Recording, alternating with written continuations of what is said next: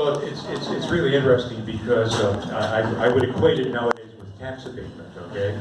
Now, let me work backwards from this.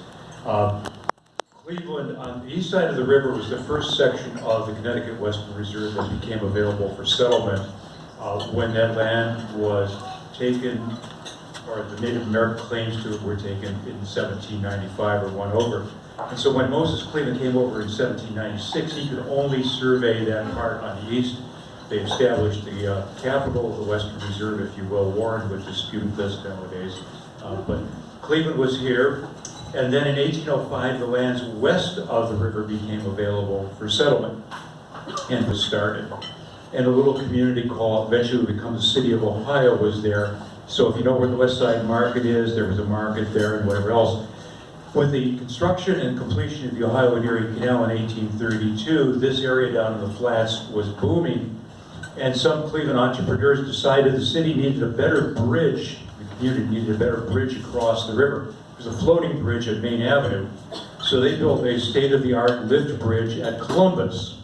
Okay? The bridge is still there. It's the fifth bridge at the same site, not the same bridge.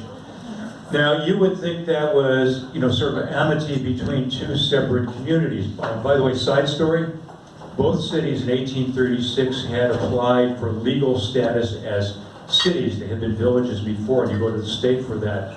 Clevelanders were upset because the city of Ohio got its articles of incorporation 3 days before Cleveland.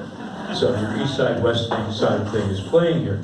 Back to the bridge, it's there. The problem is that when people came up what was Route 42, Pearl Road, if you will, West 25th Street, they could now duck off, rather than going to the market square in Ohio City, they could duck off and go across the river, in through the flats, through the Oxbow, and they could do their business in Cleveland.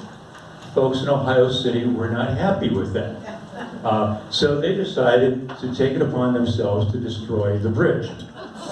And so they went down there. The stories vary on this. There's a lot of apocrypha about it. It's hard to sort this out. But they went down there with gunpowder and whatever, and they were going to destroy the bridge. The Clevelanders found out this was going to occur, so they came down armed with a small cannon and everything else. And a little fracas broke out. Several people were seriously injured.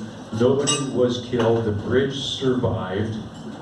But yet, this is kind of this competition we still with today. It's not just east side, west side.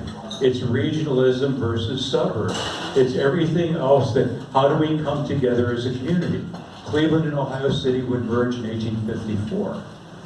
Nowadays we take this divide for granted. We talk about this in what we have Bridge War articles, as Mike said. It's because we drive over the high-level bridges and we're from one side to another, but when you're standing outside here and you look at the broad expanse of this valley, you realize what a barrier the flats was.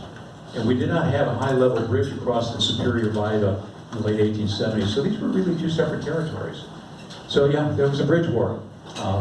And now East Siders go over to the West Side, they drink on West 25th Street, or they drink here, and they talk about East Side, West Side, but we move back and forth with great alacrity, and I think we're a single community. You want to vote on that? I did have my passport checked when we came in from Cleveland Heights today. I've always wanted to shoot some cannon across the river, but I don't know. So you could have done it on the 22nd, right? There you go.